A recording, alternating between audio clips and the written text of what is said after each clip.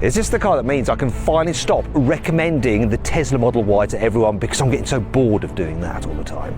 It's called the Rivian R2 and it's supposed to match the Tesla and even beat it in key areas that will matter to your head. But then it's also got some features which means that it'll also appeal to your heart. I'm going to test these claims by seeing if it can match the Tesla in the areas that matter and then truly win you over with some features you never knew you wanted. Where the heck is the rear windscreen wiper? I'm Matt Watson and you're watching Car Wow. The Tesla Model Y isn't exactly a looker. You buy it because it's a bloody good electric car for your family. This Rivian though is different. Just look at it, it's cool. I can tell you want it already. You can see actually just looking at the two side by side how the Tesla's actually deeper. There's more body of the Tesla. That's higher, but the body is shallower overall. But from the side, the Rivian is definitely a cooler shape, isn't it? And brutally honest, it looks like the more expensive vehicle. Wow, you can see how much higher the bonnet is on this.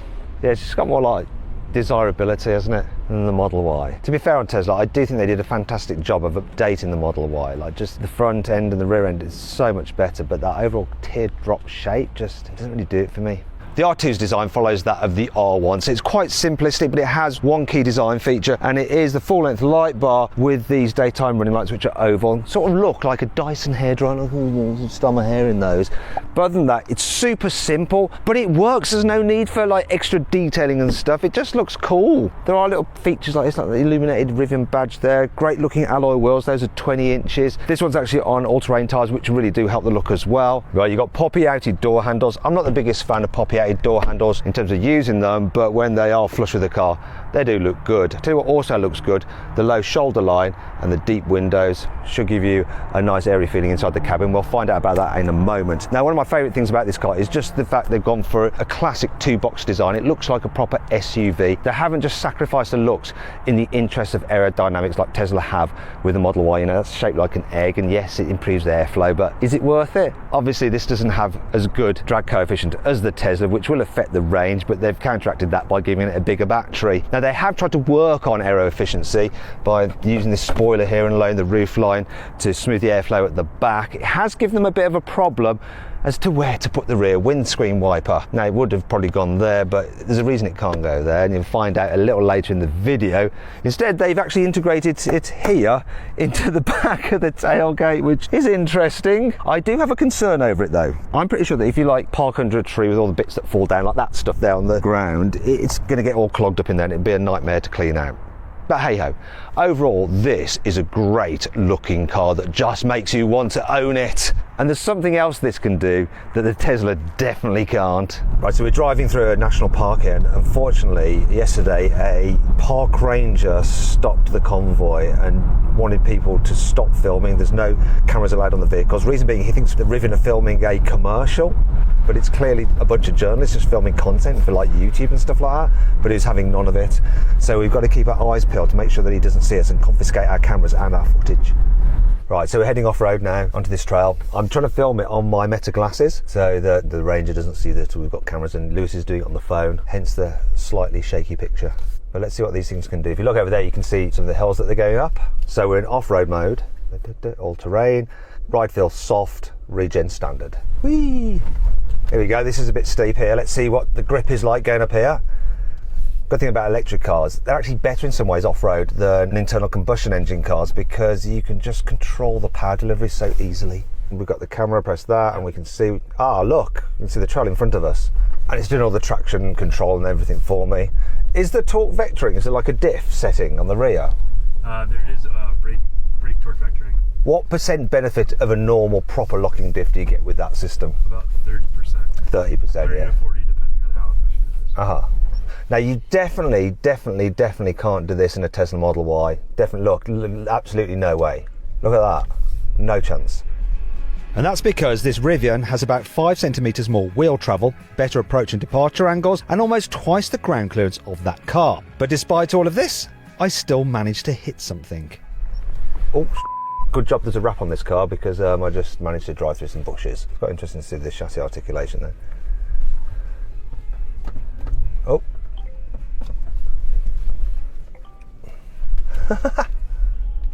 There's just so much control through the throttle. In fact, you know what? I wonder if I'm better going regen full. Yeah, so we do have regen traction control, so it will help you, but if it gets too steep, you might need to lean on the brakes a little bit. Yeah, so the idea with this car is that you do not need your off-road vehicle and your EV for daily, because this combines all of that in one. In fact, this is going to get a bit technical here. Let's follow the car in front.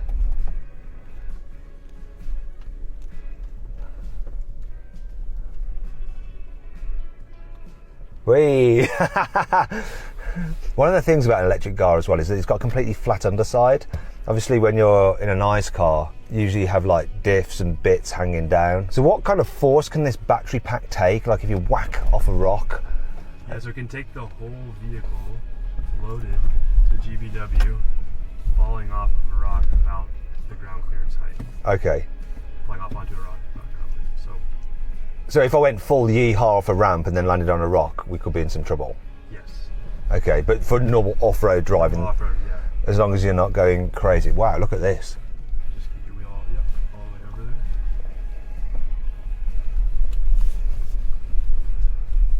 there. And we're coming to the end now. Yep, good, you can off-road. But the vast majority of EV owners don't really care about off-roading. They're more interested in whether their practical family SUV can embarrass an internal combustion engine car away from the traffic lights. So let's find out if this Rivian is quick enough. Let's launch this car, left on the brake, floor the throttle, release the brake. Yeah, it just hooked up really well. What we're going to do? 0 to 60, 3.9 seconds. But there's something I need to reveal to you. The battery is at 20%. It should go faster if I have more battery. So let's fix that. Let's charge it. Rivian says this R2 can charge at a similar speed to a Tesla Model Y, and they even position the charging flap behind the rear wheel, like on the Model Y, so it's easier to use Tesla's own supercharger network. But how quickly can I charge this Rivian using a normal public fast charger in under 30 minutes? Well, there we go. We've gone from 20% full to 80% full in 26 minutes. It's good. It'll go even faster because they've still got to do something like the battery management programming, so it'll actually charge it up to 240 kilowatts. That went up to about 190, 180. Let's launch it.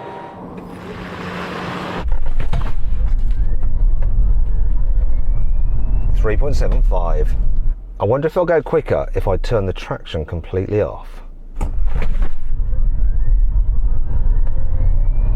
3.67. I'll take that. Best bit is there's going to be an even quicker version of the R2. They're going to do a tri-motor version. However, if you can't wait until then and you want to save a bit of cash, I've got an option for you. Right now on CarWow, you can actually buy a Tesla Model Y Performance 2002 model year for £32,000, which is really good value. However, there is obviously a risk when you're buying a car used, and it could have a dodgy past. That's why I recommend doing a car vertical history check on any used car you might be thinking of buying. Obviously, the Tesla on CarWow got a clean report. I mean, there are a few flags, but they're for recalls, nothing to worry about. However, here's an example of a Tesla Model Y that has a slightly dodgy past. Now, you wouldn't know if you didn't do a car vertical history check. So, if you're thinking about buying a used car, use Car Vertical with the code CarWow for 20% off. There's a link in the description of this video, or you can just click on the pop-out banner or scan the QR code on screen now. But should you wait for the R2? Well, that depends if it can match the Tesla in some other key areas. It looks good in here, doesn't it? Like real good. And I'll tell you what, you've got some real wood as well. And it's not just decorative. This actually is used to seat the infotainment screen. Now, more on that in a bit. But unlike in a Tesla Model Y, you have a driver's display, so you're not looking across when you're driving, which is good news. Also, the Rivian has stalks for your indicators and your drive select as well. And the damping on it feels really expensive. Quality is good, and you can get in lots of different interior colours and trims. I would go with light wood on the dash and probably light interior. But there's a lot going on actually. Even though it's quite minimalistic, there's still different layers and textures and designs. So it has more personality on the inside than a Tesla Model Y. And there's one innovative feature that Rivian have added for everyone who complains about not having physical buttons for the climate control. Now, still you operate the climate control through this touchscreen like that. But if you look on the steering wheel, you'll see these two wheels. Ooh. Now they actually have like haptic feedback, but they feel like real dials. You can toggle through the fan and the temperature, and by moving it forwards, backwards, or from left to right. You can go through different modes as well. The wheel on the other side does the volume and different displays. Takes a little getting used to, but once you're used to it, absolutely brilliant solution. It's not perfect though, because you still have to control things like the mirrors and the steering wheel position through the controls here on the screen by pressing that, and then you use these dials again to move the side mirrors or to move the steering wheel like that. Look, these actually feel quite expensive, and that brings me on to whether this car can actually compete with Tesla on price. This Rivian R2 is insane value for money. It costs the same as the equivalent Tesla Model Y. That means it starts from $45,000. Yes, I know there's a new entry-level Tesla Model Y with nothing in it, but that's for Uber drivers. The one that people want, it's going to cost similar to this. It's nuts. I don't know how they've done it. Obviously, Tesla's got massive economies of scale. Rivian don't have. It's a little bit like your boutique cafe doing a breakfast for the same price that McDonald's does an Egg McMuffin. Madness. And this Rivian is available with some features which you just can't get with the Tesla Model Y. You're going to love these. As with the R1, you can get an expensive feeling torch in the door, or you can actually swap that if you want for an electronic hand warmer. Look at this for an accessory. It's a special Rivian tent. It's probably going to cost over $5,000, but it's so cool. It's quite easy to get into. Feels solid. And there's plenty of space up here. And the best bit is you have an amazing large window to look out of. Obviously you can pull a blind down, and you can even pull a projector screen down and it'll project images so you can sit outside watching films. This has to be one of the most spacious roof tents I've ever been in.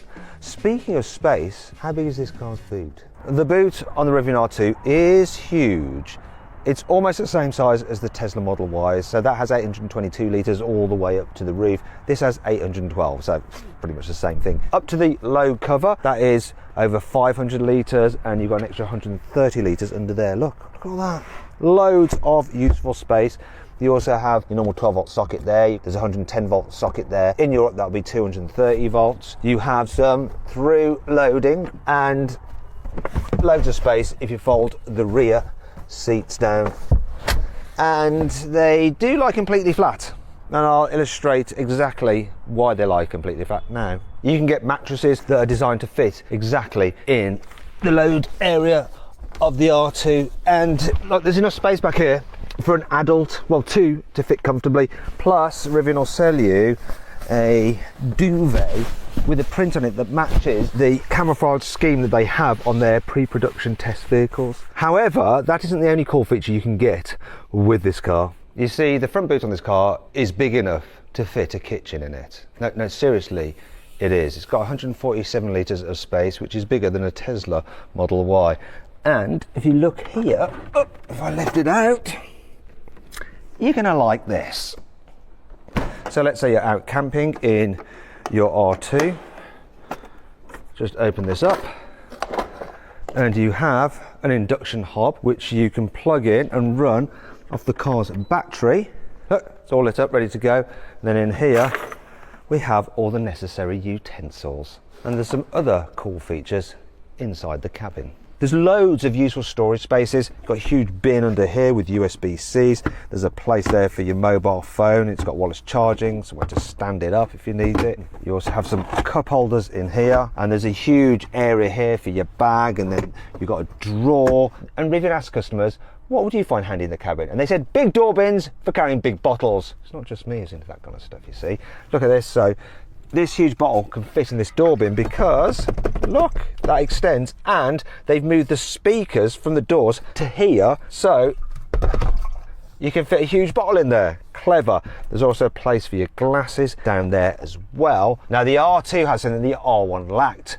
It is a glove box. Look, they've fitted one. In fact, they've gone one better and just fitted two of them. But what is practicality like in the rear seats? Once again, it's been really well thought out with loads of cool features. So you've got plenty of storage solutions there, big door bins it again, the tray for your glasses, you have cup holders, a place for your mobile phone, some place to hang an iPad off and USB-C charging. There's a nice big glass roof, loads of headroom, loads of knee room, loads of foot space. You can stretch out under the seat in front. The seats aren't too low to the floor, so that you have decent under thigh support. Seats are nicely reclined as well, very, very comfy. You can fit 3 adults in the back quite easily as well. Plenty of room for everyone. Part of the reason for that is that the sides are quite upright. They don't lean in like and pushing people's shoulders together. It's very, very good. Also, the rear windows go all the way down, which is nice. And that brings me on to one feature that I really love about this car. You can lower the rear window, and when you put all the windows down, you get a great airflow through the cabin. Also, by lowering that rear window, you can carry big things such as surfboards in the car.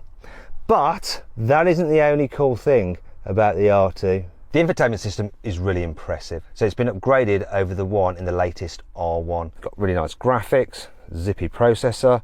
I love some of the colour schemes. So if I go into the climate control system, look, it's like cartoony. And you have a quick access panel here down the side, and you can get into the settings very, very easily as well. Plus, if you look at this, you can change some of the layout of it. So if I put that up with the music, I can then move the different panels around just as I like it. And it also includes something really clever. This car is available with proper inbuilt AI. Now, I'm not talking just like a simple link to ChatGPT. You can talk to this car like a person and just say, oh, I'm a little bit cold in here, and it'll set the temperature higher. You can ask it to like book appointments for you with your friends. So if you want to go to a restaurant, it'll do all that and put it into your calendar.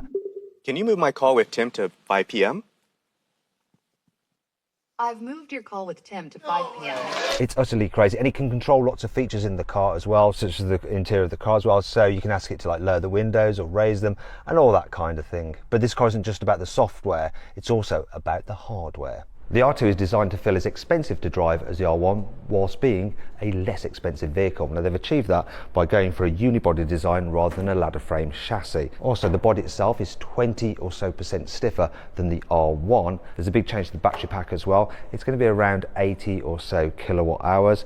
And in the R1 you have over 7,000 cells, but in this you have 700 because the cells are much larger. That means that you actually have less wires joining them all together and less complexity, which means fewer things to go wrong. You also have all the control units here in this single pod, which you can get easy access to from this hole underneath the rear passenger seat. Now, as a result of all these changes, this car is lighter than the R1. It weighs in at just over 2.2 tons as opposed to over 3.1 tons. You also have a new brake-by-wire braking system, and in terms of brakes themselves, you've got 350mm discs up front with 2 piston calipers and 336mm at the back with single piston calipers. So how good is this car at stopping from 60 miles an hour? Let's find out. 35 meters is my general standard of, yes, that's pretty good.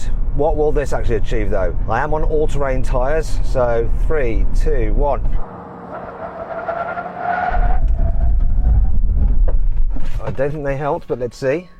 Didn't matter. Bang on the number, 35 meters. Yeah, I'll take that. The R2 has a dual motor setup, and the most powerful motor is at the rear, so it has a rear drive bias to it. Also at the back you've got multi-link suspension. At the front you've got independent McPherson struts. Now on the R1 you get this active anti-roll bar system. They've done away with that to reduce the cost here for the R2, and you have normal standard anti-roll bars, but they have kept the adaptive dampers. So how does all that affect how this car feels to drive? The R2 handles really well for a big electric SUV. It's quite surprising really. So it doesn't feel quite as darty or maybe as precise as a Tesla Model Y, but it does that thing, right, where it just seems to hold on in the bends, it just seems to grip and go around corners surprisingly well. Whee! It's one of those cars, right, that you can bother someone in like a performance kind of road like this, and they're like, why can't I shake that SUV? It gives you confidence, like you can feel it moving around, but it's all predictable. It's telling you exactly what it's doing, and the steering is very, very good. It's like totally connected to the car. I feel in tune with it. The thing that I'm not so in tune with though, the brakes, brake-by-wire. I'm not the biggest fan of it. They're okay. I just prefer a more natural hydraulic pedal feel, but the rest of it really good. And the performance, because it's rear drive bias. You can really punch out corners. We've got the people from Rivian in the back. They're not enjoying this right now, but I am. It's got a slight floaty feel to it, but in a good way. It's fun. Sometimes you don't want a car to be like dead hard and sporty. You can actually have fun in one that just has a bit more movement, and this is definitely one of those cars. But people aren't going to drive this car like this most of the time unless they're idiot motoring journalists like me. So let's try it in an environment which is more in keeping with where this car has to perform. The R2 is a really relaxing car to cruise in. So seats are comfy, the suspension nice and soft when you got it in the softest setting. In fact, let's go really soft. I like that. You get a sort of floaty feel to it, but it's almost like just being kind of like rocked to sleep, like when you're a baby. It's quite nice, I like it. I'm not going to fall asleep though, don't worry. In terms of noise, I can't hear any road noise at all, which is crazy considering the all-terrain tyres, so that's brilliant. Now we have acoustic glass here and on the windscreen, but I am getting a little bit of wind whistle from up here, but apparently they're going to be working on a seal across the top of the windscreen, which should reduce that back a bit. But still, you know, 70 miles an hour cruising, it's quiet. In terms of the range and the efficiency, so over my drive, I've averaged 3.66 miles per kilowatt hour. Let's just round that up to 3.7, let's say. When you multiply that out by the size of the battery, you're looking at a real world range of around 320 miles, which is pretty good. One of the things that's really impressive about the performance of this car is the overtaking ability. So I'm actually going to put it into sport mode for this because you get a bit more oomph. So just press that in, go to sport mode, there we are. Now, if I go to about 50 miles an hour, then floor it, watch the speed climb. And it just keeps on pulling and building, and that's fast enough now.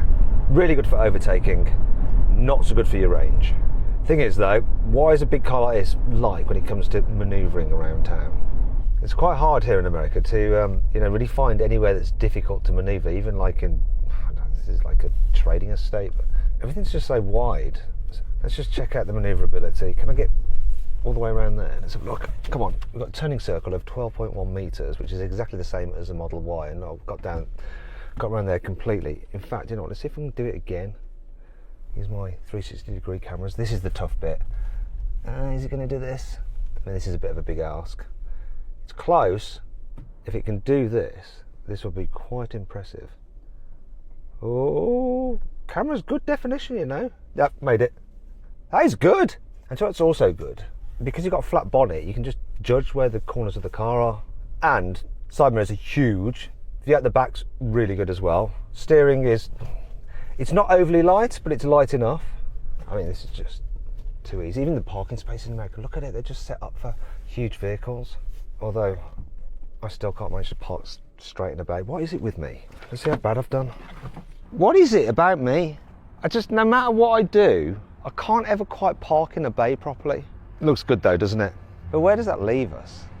This new Rivian R2 is brilliant. It does all the boring, sensible EV stuff as well as the Tesla Model Y, and then does cool things such as goes off-road, has quirky features, and looks absolutely brilliant. If I was in the US, I'd buy one of these things. Unfortunately, we've got to wait a few years for it to come to the United Kingdom. Now you might be thinking, well, if I'm going to get one of these, I definitely want it in that colour scheme. Unfortunately, this is a wrap, and it's actually modelled on R2-D2 from Star Wars, and the reason that they're not doing this paint scheme is because Disney would probably sue them.